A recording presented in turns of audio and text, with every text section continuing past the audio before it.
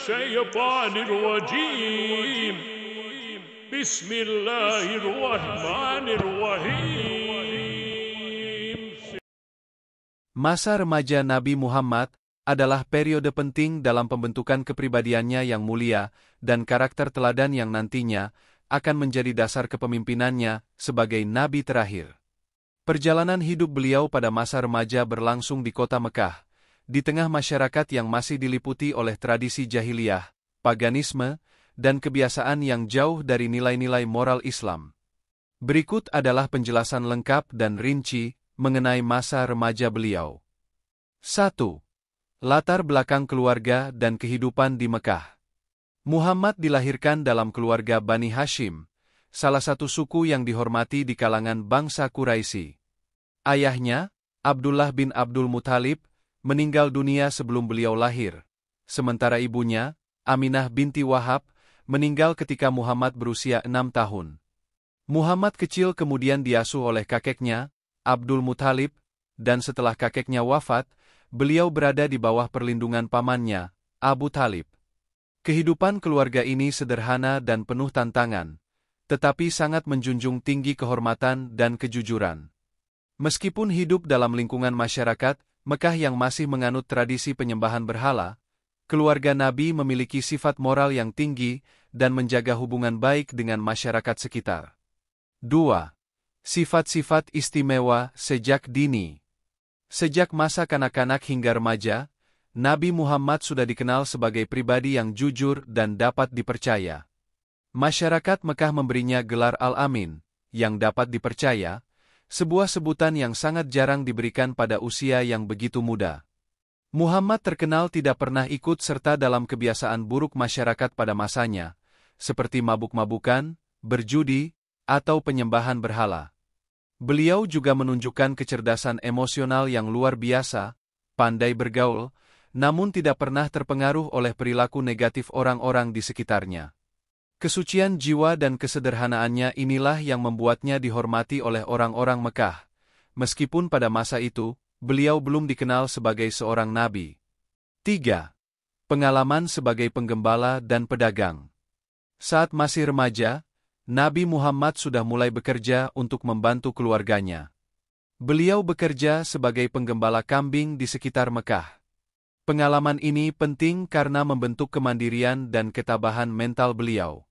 Sebagai seorang penggembala, Muhammad harus mengawasi hewan-hewannya di padang yang luas, menjaga mereka dari bahaya, dan memastikan mereka diberi makan dengan baik. Pekerjaan ini juga melatih kesabaran, tanggung jawab, dan kepekaan beliau terhadap alam. Seiring berjalannya waktu, Nabi Muhammad ikut pamannya, Abu Thalib, dalam perjalanan dagang keluar Mekah, menuju wilayah-wilayah seperti Suriah. Pengalaman berdagang di usia muda ini mengajarkannya banyak hal, mulai dari cara berinteraksi dengan berbagai kalangan, hingga pentingnya nilai kejujuran dalam berbisnis.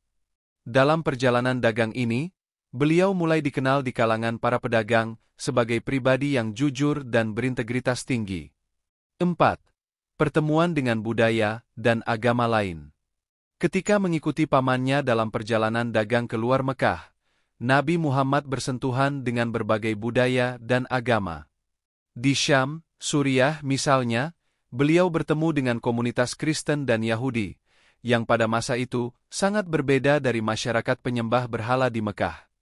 Pertemuan ini memperkaya pengetahuan beliau tentang monoteisme, dan semakin memperkuat rasa tidak nyamannya terhadap kebiasaan penyembahan berhala yang dianut oleh bangsanya sendiri. Salah satu kisah penting yang terjadi dalam perjalanan ke Syam adalah ketika seorang pendeta Kristen bernama Bahira melihat tanda-tanda kenabian pada diri Muhammad muda. Pendeta tersebut memperingatkan Abu Thalib untuk menjaga Muhammad dengan baik, karena beliau diyakini memiliki peran besar di masa depan. 5. Kepribadian yang luar biasa. Selama masa remaja, Nabi Muhammad terus menunjukkan karakter yang luar biasa. Beliau dikenal sebagai seorang pemuda yang jujur, dermawan, penyabar, dan memiliki jiwa sosial yang tinggi. Meskipun tidak terlibat dalam ritual keagamaan jahiliyah, Muhammad tetap menjalankan kehidupan sosialnya dengan penuh rasa hormat kepada orang lain. Ketika terjadi berbagai konflik antar suku di Mekah, Muhammad sering dipilih sebagai mediator karena reputasinya sebagai pemuda yang bijaksana dan adil. Sifat kepemimpinan ini sudah tampak sejak masa remaja beliau, jauh sebelum diangkat sebagai rasul. 6. Peran dalam perdagangan Khadijah. Salah satu titik penting dalam kehidupan remaja dan awal kedewasaan Nabi Muhammad adalah ketika beliau mulai bekerja untuk Khadijah binti Khuwailid, seorang janda kaya dan pedagang sukses di Mekah. Pada saat itu, Muhammad dipercaya untuk memimpin kafilah dagang Khadijah ke Syam. Beliau berhasil menjalankan tugas ini dengan sangat baik dan kembali membawa keuntungan besar, sambil mempertahankan reputasi kejujuran dan keterpercayaannya. Kesuksesan ini mengesankan Khadijah, yang kemudian menawarkan pernikahan kepada Nabi Muhammad. Meskipun usianya lebih tua 15 tahun dari Muhammad, pernikahan ini menjadi salah satu pernikahan paling harmonis dan penuh cinta dalam sejarah Islam. 7. Krisis moral dalam masyarakat jahiliyah. Pada masa remaja Nabi Muhammad, masyarakat Mekah dikelilingi oleh kebiasaan buruk seperti penyembahan berhala, penindasan kaum lemah, dan perang antar suku. Namun, Muhammad tidak pernah terpengaruh oleh lingkungan negatif ini. Bahkan, dalam beberapa kesempatan, beliau menyendiri dan merenungkan keadaan masyarakatnya. Beberapa ulama berpendapat bahwa masa-masa perenungan ini adalah cikal bakal dari wahyu yang nantinya akan beliau terima dari Allah Subhanahu wa Ta'ala.